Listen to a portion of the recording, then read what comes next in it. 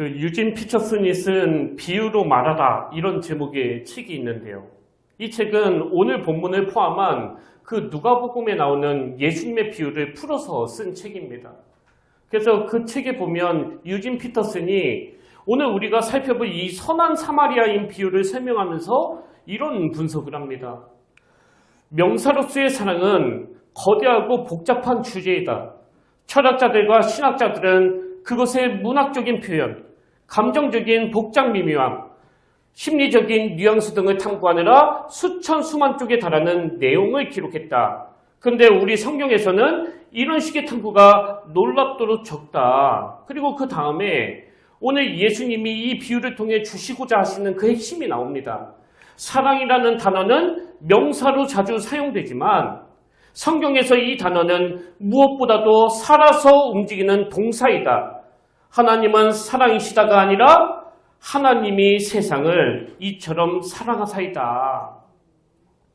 사실 오늘 살펴보게 될 이 선한 사마리아인 비유는 우리에게 너무너무 익숙한 내용이지만 그러나 또 우리가 너무나 익숙하기 때문에 그냥 놓치고 지나갈 수 있는 그런 내용들이 굉장히 많이 있다고 생각하는데요.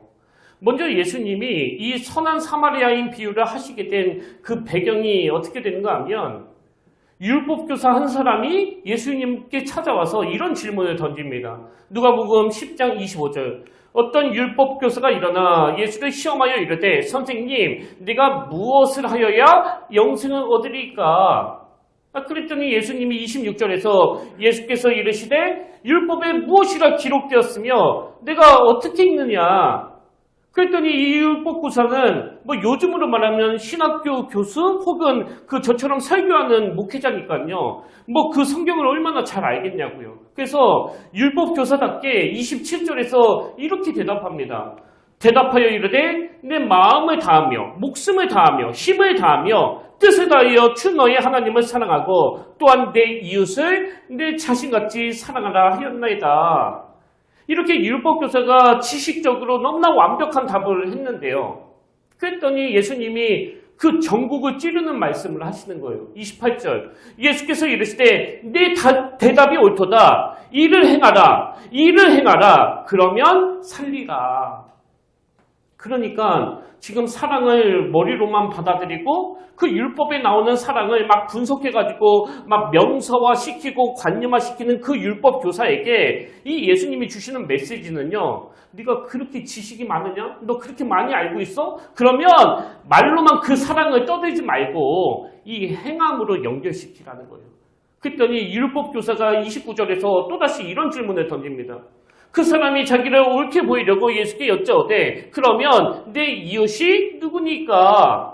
그리고 주님이 이 질문의 답으로 주신 말씀이 바로 오늘 본문에 나오는 이 선한 사마리아인 비유거든요. 그래서 오늘 본문은 먼저 1차적으로는 율법 교사처럼 성경을 연구하고 또 말씀을 전하는 저에게 해당되는 말씀이고요. 말씀을 듣는 여러분들도 마찬가지예요.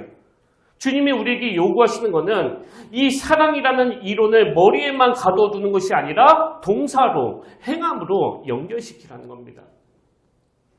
이런 관점으로 오늘 본문을 살펴보기를 원하는데요. 여러분도 잘 아시지만 이 선한 사마리아인 비유는 간단한 내용입니다. 어떤 사람이 예루살렘에서 여리고로 내려가는데 제가 자료를 찾아보니까 이 사람이 그때 걸어갔던 그 길은요, 실질적으로 굉장히 가파르고 또 동굴도 많아가지고 그 강도들이 자주 출몰하는 그런 위험지역이라고 하더라고요. 그래서 어떤 사람이 막 굉장히 가파르고 또 동굴도 많은 그 길을 지나다가 이 강도들을 만났는데 그 강도들이 그냥 가지고 있는 돈만 뺏은 게 아니고 이 사람의 옷을 다 벗기고 거의 죽기 직전까지 막 두들겨 패고 그 길바닥에 버리고 두고 간 거예요. 그리고는 예수님이 이 이야기를 전개해 나가시면서 여기에 두 부류의 사람을 등장시키는데요. 그 두 부류 중에 첫 번째 부류가 바로 제사장과 레위인입니다. 자, 본문 31절, 32절을 보십시오. 마침 한 제사장이 그 길로 내려가다가 그를 보고 피하여 지나가고 또 이와 같이 한 레위인도 그곳에 이르러 그를 보고 피하여 지나가되. 여러분도 다 아시지만 그들은 그 당시에 이 대표적인 종교 지도자거든요. 그리고 해박한 성경 지식을 가진 사람들입니다. 근데 그들은 지금 거의 죽기 직전까지 간 그 사람을 보고 어떤 태도를 보이는가 하니까 그를 보고 피하여 지나가고 그를 보고 피하여 지나가되. 그래서 그들은 누구보다도 해박한 성경 지식을 가지고 있었고 해박한 지식을 바탕으로 그 성전에서 엄청난 영향력을 발휘하고 있었지만 정작 그 사랑을 발휘해야 될 그때에는 그냥 피해버리는 거예요. 그들에게는 이 사랑이 동사가 아닌 겁니다. 그럼 예수님은 왜 이 이야기에 제사장과 레위인을 등장시켰을까요? 그 율법교사에게 이 말씀을 하고 싶으신 거거든요. 이게 바로 네 모습이야. 너에게 있는 사랑은 동사가 아니라 명사야. 그냥 이론일 뿐이야. 그리고 사실 성경은요, 이 사랑이 머리에만 작동되는 율법교사의 문제점을 정확하게 지적하고 있습니다. 자, 25절입니다. 어떤 율법교사가 일어나 선생님, 내가 무엇을 하여야 영생을 얻으리까? 이런 질문을 던지는데 왜 이런 질문을 던지는지 그 앞에 부연 설명이 나오잖아요. 예수님을 시험하기 위해서예요. 그 사랑을 자꾸 이 명사로만 인식하는 사람들의 가진 약점이 바로 이런 거예요. 뭐 말 한마디를 하더라도 상대방에 대해서 어떤 배려나 고려 없이 해가지고 껄핏하면 상처 주고 껄핏하면 시험에 들게 하고 이게 다 사랑을 명사로만 인식하고 있어서 그런 거거든요. 그런가 하면 29절도 마찬가지입니다.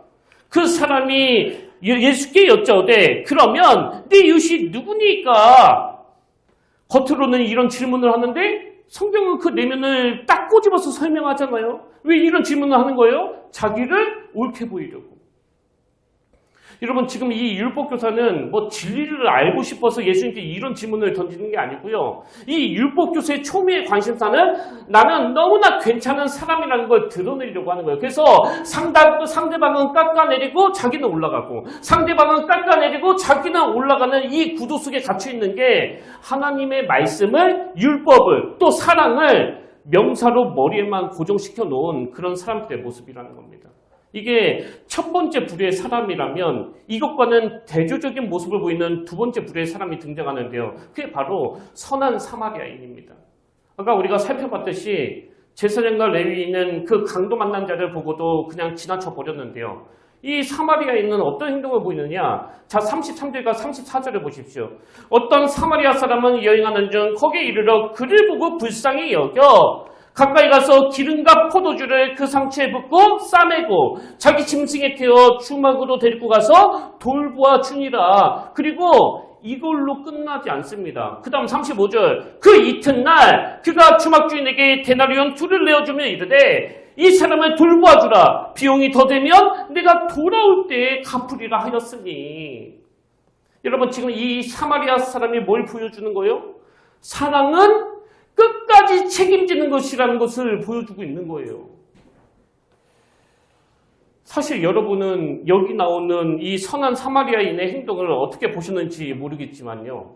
저는 뭐 아무리 생각해봐도 이건 뭐 좀 오버 아닙니까? 오버. 누군지도 모르는 사람이 쓰러져 있는 걸 보고 가던 길을 멈춰서 그 상처를 싸매어주고 또 주막에 데리고 가서 돌봐주는 이거 너무나 과잉 사랑 같은데 그 다음날까지 찾아가가지고 주막 주인에게 이 사람에게 들어가는 비용 내가 다 감당하겠다. 이건 뭐 완전 오지랖 아닙니까? 그래서 세상 사람들의 관점으로 보면 이 이야기가 뭐 그렇게 크게 와닿지 않아요. 아니 요새 이런 사람이 어디 있느냐고. 그리고 뭐 안 믿는 사람뿐만 아니라 오늘 예배드리는 수많은 크리스찬 중에도 이런 사람은 별로 없는 거 아닙니까? 아니 누가 이렇게까지 하겠냐고요. 안 해요. 근데 주님은 이 현실에도 와닿지 않는 이 이야기를 하시고는 뭐라고 쐐기를 박이시느냐? 가서 너도 이와 같이 하라는 거예요. 그래서 제가 이 사마리아인이 보여주는 이 과잉사랑, 이걸 그대로 표현하기 위해서 오늘 설교 제목을 과잉사랑이 가진 힘 이렇게 정했는데요. 물론 이 주님의 말씀은 그 율법교사, 사랑을 명사로만 연구하고 그 사랑이 손과 발로 연결되지 않는 이 율법교사에게 주신 말씀이지만 여러분 성경에 이 말씀을 기록하게 하신 건 그 율법교사처럼 신앙생활 하시는 분들이 오늘 예수 믿는 사람 중에도 많이 있기 때문 아닙니까?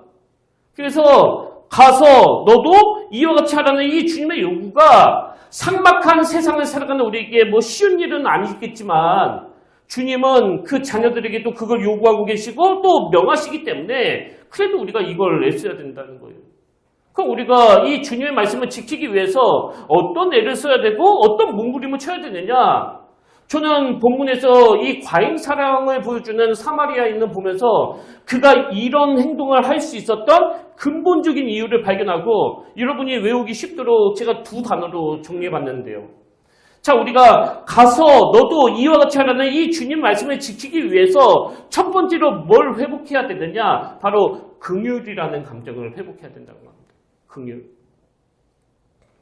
자, 사마리아 사람이 이런 행동을 할 수 있었던 이유를 33절에서 이렇게 설명합니다. 어떤 사마리아 사람은 여행하는 중 거기 이르러 그를 보고 불쌍히 여겨. 그러니까 이 사마리아 사람이 과잉 사랑을 보여주게 된 그 첫 출발이 그를 보고 불쌍히 여겨. 그 강도 만난 자에 대해서 긍휼히 여기는 마음이 있었기 때문이라는 거예요. 제가 이번에 말씀을 묵상하다가 새삼 깨닫게 된 게 하나 있는데요. 그게 뭐냐니까 그동안에는 이 사마리아 사람 반대편에 있는 사람이 제사장과 레위인이라고만 생각했는데 이번에 제가 다시 묵상해 보니까 이 선한 사마리아인과 대조적인 사람이 바로 그 강도들이더라고요. 강도들. 자, 강도의 특징이 30절에 나옵니다. 예수께서 대답하여 이르시되 어떤 사람이 예루살렘에서 여리고로 내려가다가 강도를 만나매 강도들이 그 옷을 벗기고 때려 거의 죽은 것을 버리고 갔더라. 여러분 지금 이 강도들이 이런 악한 짓을 저질렀는데 왜 이런 악한 짓을 하게 됐을까요? 강도들은 자기 욕망을 채우기 위해서 여리고로 내려가는 그 사람을 내 불을 채울 어떤 수단으로 또 무언가를 얻어낼 어떤 도구로 생각하고 있거든요. 그래서 그 사람이 가진 모든 것을 빼앗고 거의 죽을 때까지 때리고 버리고 간 거 아닙니까? 여러분 다시 말씀드려요. 강도의 특징은 사람을 수단으로 도구로 생각하고요. 그 상대방에 대해서 긍휼히 여기지 않는 겁니다. 여기에 반해서 그럼 사마리아인은 왜 그 낯선 사람에게 과잉 사랑을 보여줬느냐? 왜 그런 거예요? 이 사마리아인은 그 사람을 수단이 아니라 인격을 가진 한 존재로 바라봤거든요. 여러분 그 사마리아인이 지금 강도 만나서 쓰러져 있는 그 사람을 보고서 이 사람 굉장히 그 부잣집 사람 같은데 내가 지금 극진히 잘 섬겨가지고 나중에 한몫 두둑히 챙겨야지 뭐 그래서 섬긴 게 아니잖아요. 내가 잘해주면 나한테 어떤 이득이 생길까 이런 생각을 안 하니까 그런 과잉 사랑이 가능한 거거든요. 마찬가지로 제가 여기 평택에 올라오게 된 게 단지 제 생기를 유지하기 위한 어떤 수단에 불과하다면 그리고 제가 여러분을 생각할 때 제 사역에 필요한 어떤 도구로 생각한다면 저는 그 강도들하고 똑같은 거 아닙니까? 우리 하나님은 그 사람의 행위를 중요하게 보시는 분이 아니라 그 사람의 행위 바탕에 있는 그 의도를 중요하게 보시는 분이거든요. 그래서 오늘 본문에서 강도 만난 자를 어떤 관점으로 보고 있는지가 이 선한 사마리아인과 강도들을 구분하는 잣대라면 여러분은 어떠세요? 주변에 있는 사람들을 그 존재 자체로 대하십니까? 아니면 내 목적을 이루기 위한 어떤 수단으로 생각하십니까? 여러분 만약에 제가 여러분을 내가 섬겨야 될 대상이 아니라 그 수단으로 생각하면요. 제 안에는 뭐 어떤 만족도 없을 뿐더러 성도님들을 막 강압적으로 막 푸시하게 되는 거예요. 더 열심히 헌신하시라고요. 더 하시라니까요. 아니, 권사님 왜 이것밖에 안 하세요? 그리고 그건 또 뭐 여러분도 마찬가지 아닙니까? 여러분이 저를 어떤 수단으로 생각하신다면 뭐 모르긴 몰라도 엄청 닥달하실 거예요. 목사님 왜 찬양을 그따위로 하세요? 예? 좀 연습 좀 하세요. 좀 은혜스럽게 부르시라고요. 좀 깊이 있는 말씀 좀 전하시라고요. 이게 사람을 수단으로 대할 때 나타나는 현상이에요. 그래서 오늘 우리가 사람을 수단으로 대하는 그 강도의 자리에 빠지지 않기 위해서 우리 내면에 이 긍휼을 회복해야 되는데 이 긍휼은 언제 생긴다고요? 그 상대방을 인격을 가진 존재로 바라볼 때예요. 그리고 하나님께서는 우리도 그 사마리아인처럼 사람을 인격으로 바라볼 수 있다는 것을 알려주시기 위하여 우리에게 그 본으로 주신 선물이 바로 자식이에요. 자식. 왜? 우리가 거의 유일하게 그 사람을 인격으로 대할 수 있는 존재가 바로 자식이거든요. 아니 어느 부모가 그 자식 잘 키워가지고 그 명문대 보내는 걸 자기 노후 대책으로 생각하겠냐고요. 아, 내가 이것들 잘 키워가지고 나중에 무슨 연금처럼 매달마다 용돈으로 몇백만 원씩 내가 받아내야 되겠다. 뭐 이런 부분은 없다고 저는 생각하거든요. 몇몇 악한 부모 빼고는. 부모에게 자식은요, 수단이 아니라 존재 그 자체예요. 어떤 경우에도 부모는 자식을 버리지 않아요. 뭐 가끔 실망은 하겠지만 어떤 경우에도 부모는 이 자식을 내치지 않습니다. 그래서 나는 어떻게 되더라도 내 자식만 행복하다면 더 바랄 게 없습니다. 이게 부모의 본능이라면 하나님이 봐라, 너도 할 수 있잖아. 너도 그 상대방을 인격을 가진 존재로 대할 수 있잖아. 이걸 알려주시기 위하여 여러분에게 자식을 주셨다는 사실이에요. 저는 우리 평택교회에서 이루어지는 모든 만남이 어떤 수단이 아니라, 그리고 내 유익을 위한 어떤 도구가 아니라 그 존재 자체를 귀히 여기고 그 존재와의 만남의 목적인 그런 아름다운 관계가 되기를 바랍니다. 이게 안 된 게 강도고요. 이게 된 게 선한 사마리아 사람이에요. 근데 여러분, 오늘 본문 말씀을 뭐 도덕적으로 받아가지고 나도 이제 그 강도 만난 자를 내가 잘 도와줘야 되겠다 이렇게만 적용하신다면 그건 반쪽짜리고요. 여러분이 진짜 중요한 걸 자각하고 깨달아야 되는데 그게 뭐냐니까 바로 저와 여러분이 강도 만난 자였다는 사실이에요. 그럼 오늘 본문에 나오는 선한 사마리아인은 누구냐? 강도 만나서 길거리에서 죽을 뻔한 우리를 구원해 주신 하나님이세요. 자, 에베소서 2장 3절에 보십시오. 전에는 우리도 다 그 가운데서 우리 육체의 욕심을 따라 지내며 육체와 마음이 원하는 것을 하여 다른 이들과 같이 본질상 진노의 자녀였더니, 무슨 뜻이에요? 하는 집마다 얄밉고 하는 집마다 못마땅하고 하여튼 이쁜 구석이 하나도 없는 본질상 진노의 자식이었던 우리였는데, 그런 우리를 사전에 보니까 긍휼이 풍성하신 하나님이, 여기도 긍휼이 나오잖아요. 긍휼이 풍성하신 하나님이 우리를 사랑하신 그 큰 사랑을 인하여 우리가 바로 강도 만난 자였습니다. 그래서 그냥 내버려 두면 그 길바닥에서 어떻게 됐을지도 모르는 우리였는데, 그런 우리를 향하여 하나님이 어떤 사랑으로? 과잉 사랑으로 인하여, 큰 사랑으로 인하여. 저는 이 말씀을 묵상하다가 그 과잉 사랑을 베풀어 주시는 하나님께 막 제가 천인공로할 짓을 저질렀던 20대 초반이 떠올랐는데요. 예전에도 말씀드렸잖아요. 어릴 때부터 기독교 집안에서 자란 모태 신앙이었지만 그때는 뭐 제가 초신자보다도 못한 신앙을 가지고 있다 보니까 갑자기 우리 집이 망한 것도 이해가 잘 안 되고, 또 하나님이 저를 그렇게 고생시키는 게 막 제가 막 못 견디겠더라고요.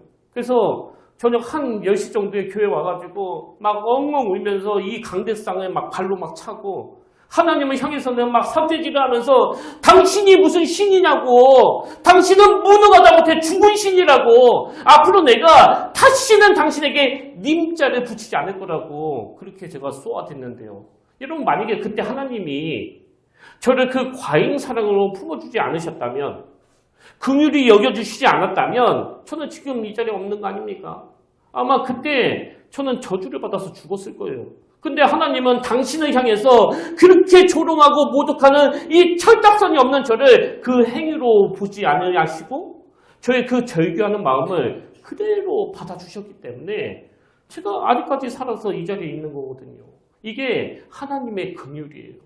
그래서 우리가 이 본문에서 자격 없는 자를 향한 하나님의 긍휼하심, 이걸 첫 번째로 자각해야 된다면, 두 번째로 우리가 가서 너도 이와 같이 하라는 이 주님의 명령을 지키기 위해서 뭘 회복해야 되느냐? 바로 행함입니다. 행함. 이 행함이 어떤 의미를 가지고 있는지 제가 설명해 드릴게요. 여러분, 이 긍휼이라는 감정이 아까 그 율법교사처럼 머리에서만 작동이 된다면 그건 뭐 아무 소용이 없는 거 아닙니까? 그 십자가를 묵상하고 찬양을 막 부르고 성경을 읽는데 막 가슴이 막 뜨거워지고 막 눈물이 나는데 그걸로 끝이라면, 그 감정이 더 이상 행함으로 연결되지 않는다면 그게 드라마 보다가 울컥하는 거와 무슨 차이가 있겠냐고요.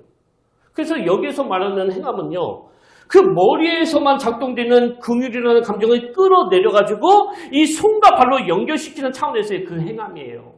자, 사마리아 사람이 보여준 그 긍휼이 어디로 연결이 되는지 먼저 33절부터 보십시오.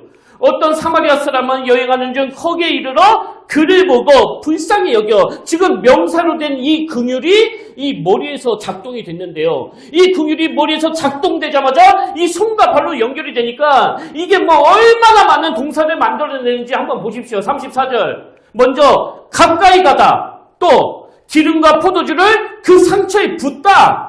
또 싸매다. 또 자기 짐승에 태우다. 또 데리고 가다. 이게 다 동사 아닙니까? 그리고 마지막 결론 돌보아주다. 이것도 동사 아닙니까? 지금 머리에서 작동되는 이 명사로 된 긍휼이 이 손과 발로 연결이 되니까 수많은 동사들이 파생되는 거예요. 여러분은 이 명사 하나가 만들어내는 이 수많은 동사들을 보면서 무슨 생각이 드세요? 이게 뭘 의미하는 겁니까? 사랑은, 긍휼은 우리를 통해서 이 동사로 바뀌어질 때 하나님이 계획하신 일들이 하나씩 이루어진다는 거예요. 그래서 저는 오늘 여러분이 이 말씀에서 깨달은 걸 그 노트 한 장에 다 기록하셨다고 치면요. 이번 한 주 내내 여러분 삶에서 책 한 권의 동사가 나와야 돼요. 여러분 머리에 있는 그 명사를 행함으로 자꾸 동사화시켜야 된다는 거거든요. 그래서 요한일서 3장 18절에 보니까 자녀들아 우리가 말과 혀로만 사랑하지 말고 이 사랑을 명사화시키지 말고 행함과 진실함으로 하자. 동사로 바꾸라는 거예요. 그리고 야고보서 2장 15절에도 만일 형제나 자매가 헐벗고 일용한 양식이 없는데 너희 중에 누구든지 그에게 이르되 평안히 가라 덥게 하라 배부르게 하라 하며 그 몸에 쓸 것을 주지 아니하면 무슨 유익이 있으리요. 이와 같이 행함이 없는 믿음은 그 자체가 죽은 것이라. 무슨 뜻이에요? 머리에서만 작동되는 믿음은 문제가 있다는 거거든요. 그래서 하나님께서 먼저 우리들에게 이 본을 보여주신 거 아닙니까? 요한일서 4장 16절이요. 하나님이 우리를 사랑하시는 사랑을 우리가 알고 믿었느니 하나님은 사랑이시라. 여기 써있는 또 여기 나오는 하나님은 사랑이시라. 이건 명사잖아요. 명사. 근데 그 앞에 보니까 동사가 먼저 나옵니다. 하나님이 우리를 사랑하시는 사랑을 우리가 알고 믿었느니. 그래서 하나님은 사랑이시라는 거예요. 그 공허한 명사만 강조하시는 그런 사랑의 하나님이 아닙니다.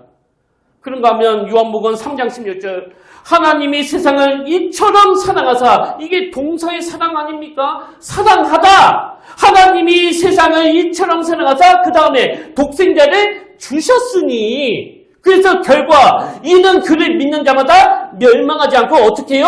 영생을 얻게 하려 하심이라. 그 하나님의 사랑이 동사로서 작동이 됐기 때문에 우리가 하나님의 자녀가 되는 이런 놀라운 혜택을 입은 거거든요. 사랑하사 주셨으니 얻게 하려 하심이라예요. 갈라디아서 2장 20절도 마찬가지입니다. 내가 그리스도와 함께 십자가에 못 박혔나니 그런즉 이제는 내가 사는 것이 아니요 오직 내 안에 그리스도께서 사시는 것이라. 이제 내가 육체 가운데 사는 것은 나를 사랑하사 동사죠. 나를 사랑하사 그래서 결과 나를 위하여 자기 자신을 버리신. 여러분 나를 사랑하사 나를 위하여 자신을 버리신 그 결정체가 바로 그 십자가 아닙니까? 이 명사에만 머물러 있지 않는 게 바로 우리 기독교거든요. 그래서 저 여러분이 먼저 이 하나님의 과잉 사랑을 많이 감격하면서 누리셔야 되고요. 그리고 감격으로 받은 그 사랑을 자꾸 그 머리에만 가둬두지 말고 동사시켜가지고 주변으로 흘러보내는 게 우리가 해야 될 신앙생활이라는 겁니다. 그런 의미에서 저는 최근에 그 인천에서 목회하시는 주승준 목사님의 설교를 듣다가 가슴이 참 먹먹해지는 그런 이야기 하나를 들었는데요. 그 코로나19가 딱 터지고 나서 다 기억하시잖아요. 뭐 사회적 거리두기다 뭐다 해가지고 모든 식장들이 타격을 받던 그때에 그 교회에 다니시는 믿음 좋으신 노부부가 겪었던 일인데요. 이 집사님 부부가 원래 다니던 그 단골집이 있었는데 코로나19 때문에 문을 닫아가지고 그 근처에 있는 분식집에 들어가게 된 겁니다. 근데 들어가서 보니까 뭐 식당에 아무도 없더래요. 그래서 주인 계세요? 아무도 안 계세요? 그렇게 몇 번 불렀더니 아마 그 주방 옆쪽에 있는 그 작은 방에서 그 살림도 같이 하시는 것 같아요. 그 방에서 아주머니 한 분이 나오시는데 이 부부가 보니까 이 얼굴이 너무 안 좋더래요. 그래서 뭐 분식집이니까 그 쫄면 2그릇을 시키면서 아니 사장님 얼굴이 왜 그러세요? 뭐 안 좋은 일 있으세요? 그렇게 물었더니 이 여주인이 하는 말이요. 코로나19 때문에 장사가 안 돼가지고 지금 월세도 몇 달째 못 내고 있는 상황이라 너무 심란해서 누워 있었다고 그러는 거예요. 그러면서 부연으로 하는 말이 어제도 잔치국수 3그릇밖에 못 팔았습니다. 하루 온종일 있었는데 손님 3명만 다녀갔다는 거예요. 그리고 나서 이제 그 주인이 그 쫄면을 만들어가지고 나왔는데요. 그 남편이 그 먼저 딱 한 젓가락을 먹더니 작은 소리로 아내에게 이렇게 말하더래요. 여보, 이 쫄면이 맛이 갔어. 그래서 그 아내가 딱 옆에서 맛을 딱 보니까요. 뭐 여자분들은 금방 알잖아요. 이 콩나물이 상했네요. 콩나물이 그러는 거예요. 아마 그때가 여름이고 또 손님도 안 오고 그러니까 콩나물을 삶아놓고는 그 시간이 좀 지났나 봐요. 그래서 당연히 남편이 이 사장님을 부르려고 손을 딱 드는데 아내가 막 급하게 딱 말리면서 무슨 얘기를 하는가 하니까 여보 콩나물만 빼면 괜찮으니까 우리 그냥 먹읍시다. 그래서 이 두 부부가 콩나물을 다 가려내고 그 쫄면을 드신 겁니다. 그리고는 다 드시고 그 탁자에 돈을 올려놓고 큰 소리로 사장님 쫄면 맛있게 먹고 갑니다. 저희 또 올게요. 그렇게 하고 딱 나갔는데요. 이 남편이 식당 문을 열고서 딱 나가자마자 그 아내에게 이렇게 물은 거예요. 아니 당신은 내가 알기로 누구보다도 입맛 까다롭기로 소문난 사람인데 아니 아까 왜 그런 거야 도대체? 그랬더니 이 아내의 말이 뭐 너무나 감동적이에요. 이렇게 말했답니다. 여보 나는 당신도 있고 쫄면은 돈 내면 또 사 먹을 수 있지만 지금 저분은 혼자서 힘들게 분식집을 하고 있는데 코로나로 장사까지 안 되니 그 마음이 얼마나 무너져 내리겠냐고. 그래서 저분이 더 마음이 상하지 않으시도록 내가 그렇게 행동을 한 거라고. 좀 이게 참 귀한 마음 아닙니까? 그래서 이 부부가 기분 좋게 집으로 돌아왔는데요. 그때부터 3일 동안 그 장염에 걸려가지고 막 계속 설사하고 그렇게 고생을 했다는 거예요.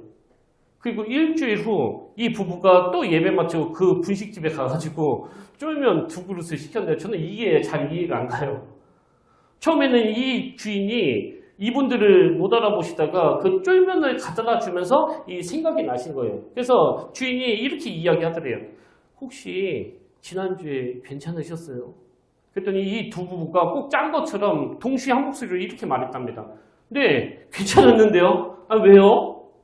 그랬더니 이 식당 주인이 하는 말이 두 분이 나가신 뒤에 그릇을 치우다가 옆에 그 콩나물만 빼놓은 것을 보고 이상해가지고 딱 한번 먹어봤는데 이 콩나물 맛이 좀 이상하더라고요. 그래서 주방에 가가지고 냉장고에 있는 그 콩나물들을 다 확인해 보니까 이게 다 상했더라는 겁니다.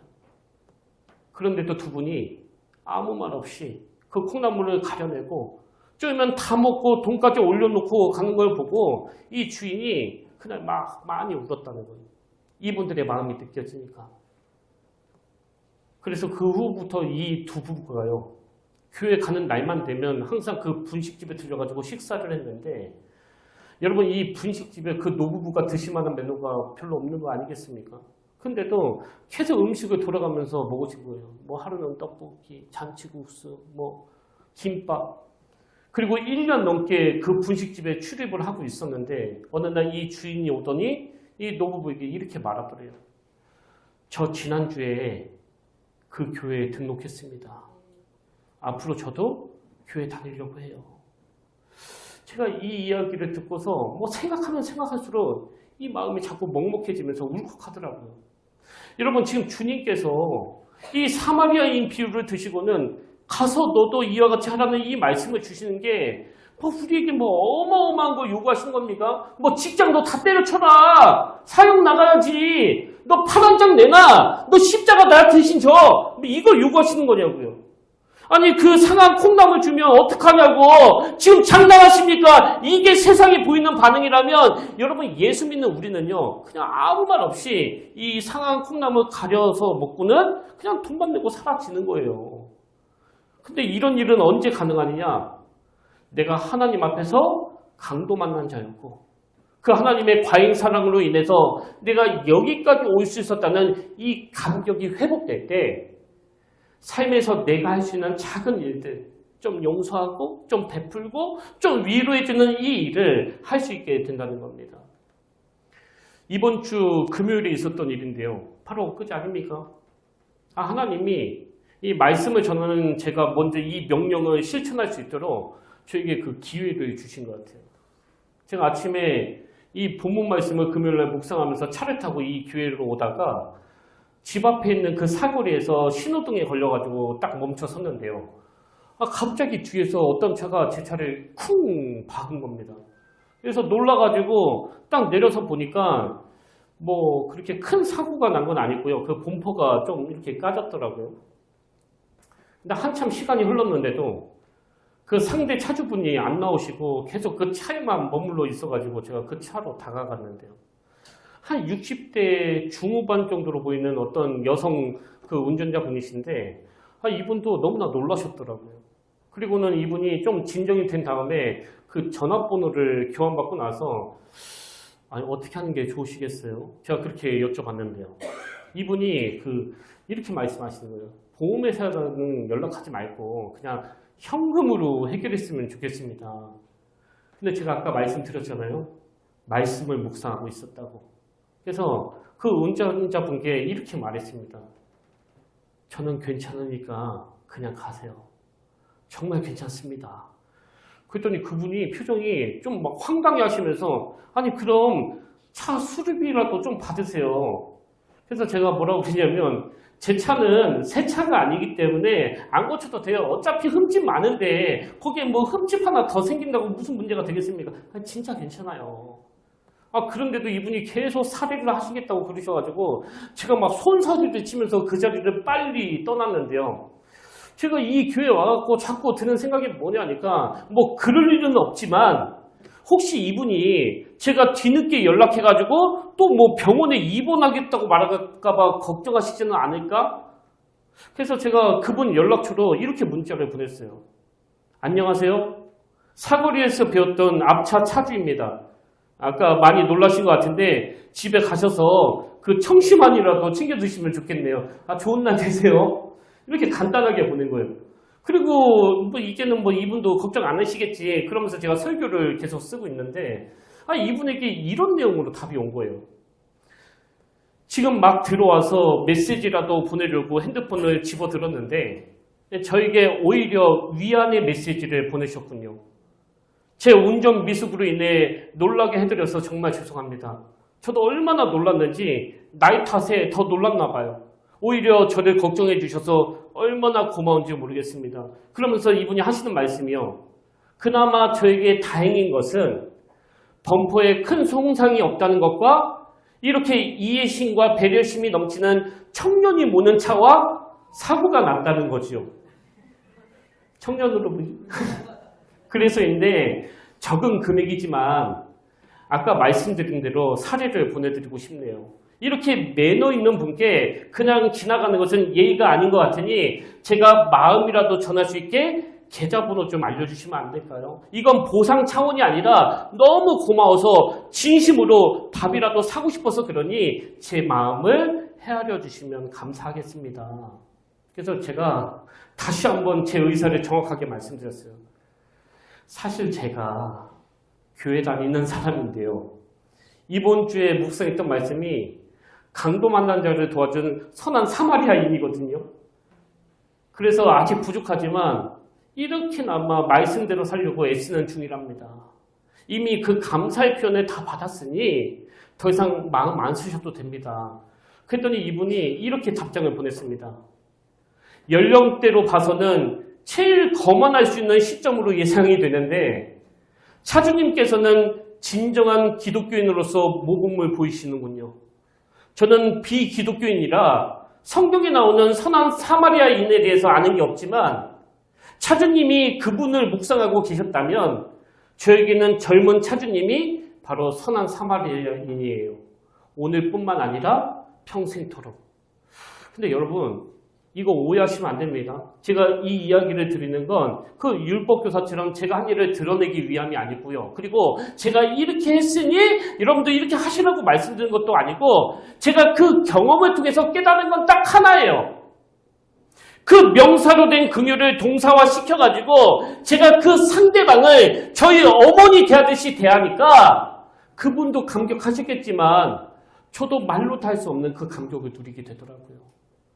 그리고 뭐 성경에는 안 나와 있지만 그 강도 만난 자를 긍휼히 여긴 그 선한 사마리아 사람도 마찬가지 아니겠습니까?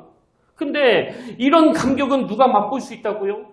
로마서 5장 6절 우리가 아직 연약할 때 또 로마서 5장 8절 우리가 아직 죄인 되었을 때 그리스도께서 우리를 위하여 죽으심으로 하나님께서 우리에 대한 자기 사랑을 확증하셨느니라. 내가 바로 강도 만난 자, 내가 바로 자격 없는 자였을 때 하나님의 그 과잉 사랑을 누리게 됐다는 것을 여러분이 인식하고 그 받은 그 사랑을 주변에 흘려보내는 그 사람이 소소한 일상 가운데 그 은혜에 대한 감격을 맛볼 수 있다는 사실이에요. 여러분, 사실 우리가 주님이 그 참혹한 십자가에서 대가 지불을 치르신 만큼 그 혜택을 받아 누릴 자격이 있습니까? 이건 하나님의 과잉 사랑이 아니면 절대로 불가능한 일이거든요. 그래서 그 은혜가 당연한 것이 아니라 은혜라고 고백하는 거 아닙니까? 저는 오늘 저와 여러분이 그 선한 사마리아 사람처럼 행하는 자가 되기 위해서 내가 아직 연약할 때, 또 내가 아직 죄인 되었을 때 하나님이 베풀어 주신 그 과잉 사랑에 늘 감격하시기를 바라고 그 감격을 가지고 명사로 된 사랑이 이 머릿속에서만 작동되는 게 아니라 가슴으로 내려오고 손과 팔로 연결이 되어 일상 가운데 작게나마 하나님의 사랑을 전하고 또 누리는, 그래서 하나님께 영광을 올려드리는 아름다운 평택교회 성도님들 되시기를 주님 이름으로 축복합니다. 그래서 저는 결단 찬양으로 이 은혜라는 찬양을 같이 부르기를 원하는데요. 여러분, 우리가 먼저 회복해야 되는 건요, 이 예배 가운데 그 은혜의 감격을 풍성히 누리는 거예요. 그래서 가사에 보니까 내가 누렸던 모든 것들이, 내가 지났던 모든 시간이 당연한 것 아니라 은혜였어. 이 찬양 부르실 동안에 우리 하나님께서 이번 한 주간 저와 여러분이 선한 사마리아인처럼 살아갈 수 있도록 우리의 마음을 감격으로 물들게 하실 줄로 믿습니다. 우리 함께 이 찬양으로 주님 앞에 나갑니다.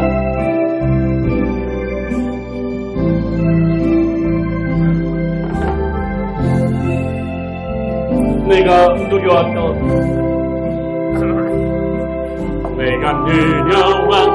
모든 것들이, 내가 지나왔던 모든 시간, 내가 걸어왔던 모든 순간이 당연한 것 아니라 그대 아침 해가 뜨고 저녁에 노을, 봄의 꽃향기와 가을의 열매, 변하는 계절의 모든 순간이 당연한 것 아니라 은혜였어. 모든 것이 은혜,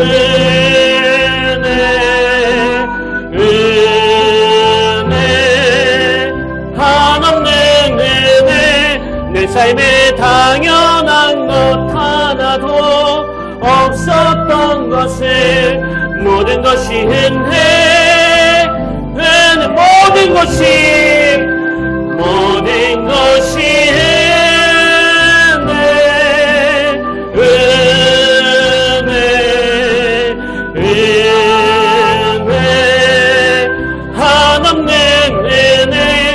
삶에 당연한 것 하나도 없었던 것을, 모든 것이 은혜. 내가 이 땅에 태어나 사는 것, 어린 아이 시절과 지금까지 숨을 쉬며 살며 꿈을 꾸는 사 당연한 것 아니라 은혜여 내가 하나님의 자녀로 살며 내가 하나님의 자녀로 살며 오늘 찬양하고 예배하는 삶 정할 수 있는 축복이 당연한 것 아니라 은혜 모든 것이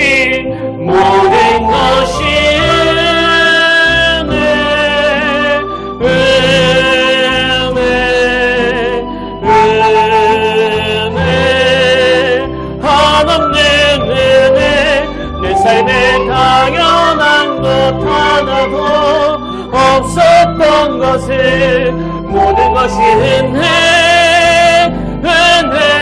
모든 것이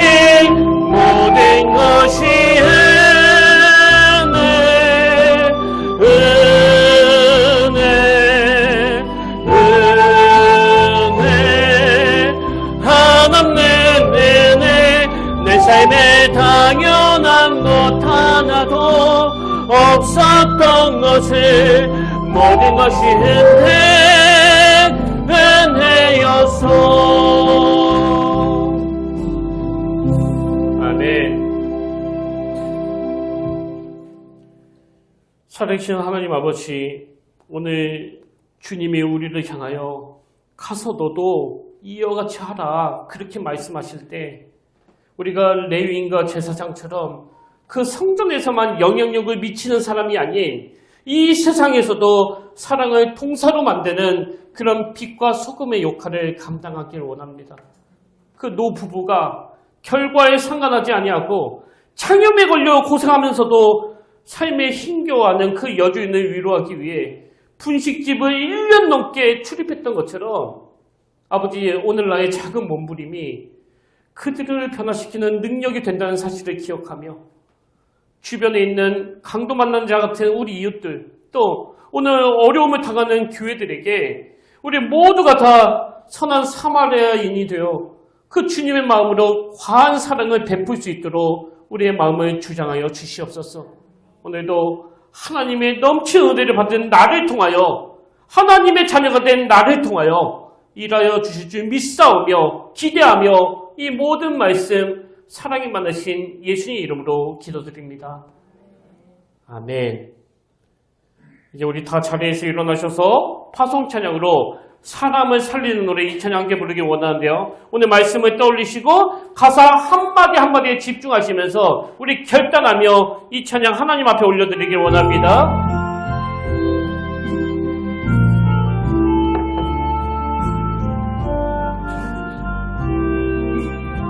주 부르심 따라 예수 이름 부르며 나의 인생을 드렸네. 사람들이 이해 못하고 결과 어떠하든지 주만 따라가기 원했네. 이제와 돌이켜보니 그저 부끄러울 뿐 모두 다 주의 은혜라. 벼랑 끝에 선 나를 주의 손이 이끌어 여기까지 인도하셨네. 하나님 사랑 날 떠나지 않고 끝까지 사랑하셨기에 오직 예수와 십자가만 바라보면서 나의 생명도 아낌없이 드리기 원했네. 내 노래가 상한 영혼 일으켜 다시 살게 하는 노래가 되길 주 배울 때 착한 일뿐이라 칭찬받긴 나와. 하나님 사랑 날 떠나지 않고 끝까지 사랑하셨기에 오직 예수 십자가만 바라보면서 나의 생명도 아낌없이 드리기 원했네. 내 노래가 상한 영혼 일으켜 다시 살게 하는 노래가 되기.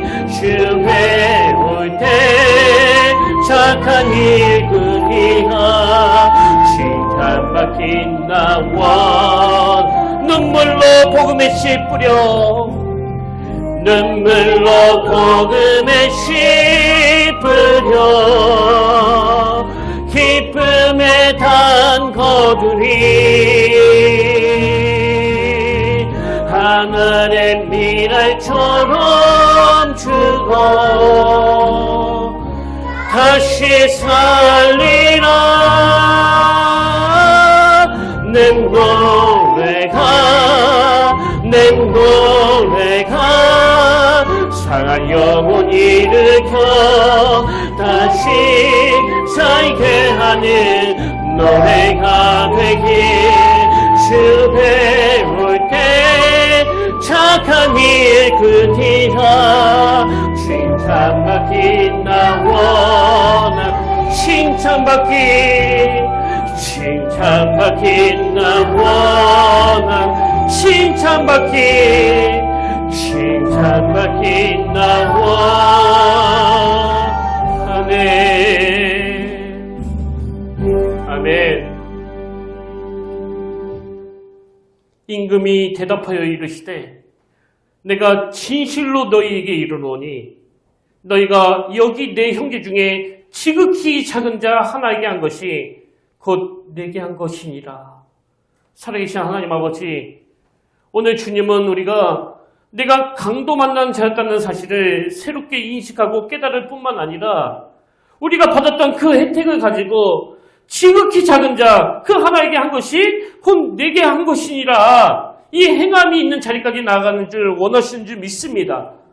이번 한 주간이 우리에게 어마어마한 선행을 행하는 그런 주간이 아니라 내가 할 수 있는 소소하고 작은 일, 그 목마른 자에게 물 한 컵 떠주고 의욕을 잃어버린 그들에게 등 한 번 두들겨주고 또 위로가 필요한 그들에게 눈물 한 번 닦아주는 일조차도 하나님이 원하시고 또 기뻐하시는 일이라는 걸 자각하고 각자 서 있는 그 자리에서 사랑을 동사로 만들어버리는 이 귀한 역사가 일어나도록 인도하여 주시옵소서. 그래서 우리 평택교회는 사람을 도구로 취급하지 아니하고 사람을 수단으로 취급하지 아니하며 그 인격 자체를 귀히 여기는 이런 아름다운 만남의 축복이 날마다 일어남으로 말미암아 시간이 지나면 지날수록 믿음이 성장하고 하나님의 그 놀라운 사랑을 풍성히 누리는 그런 귀한 공동체가 되도록 인도하여 주시옵소서. 이제는 우리 주 예수 그리스도의 은혜와 하나님 아버지의 다함없는 사랑과 성령님의 감동, 감화, 위로, 교통, 충만하심의 역사가 오늘 주신 말씀 내 삶 속에 녹여 사랑을 동사로 만들라는 그 말씀에 순종하기로 다짐하며 예비하는 모든 주의 자녀들 머리 위에 지금부터 영원토록 함께 하시기를 간절히 축원하옵나이다.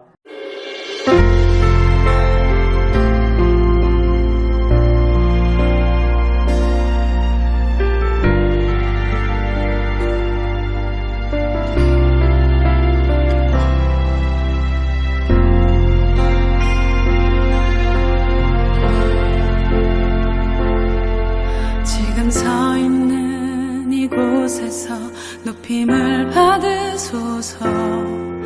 내가 밟는 땅 주님의 땅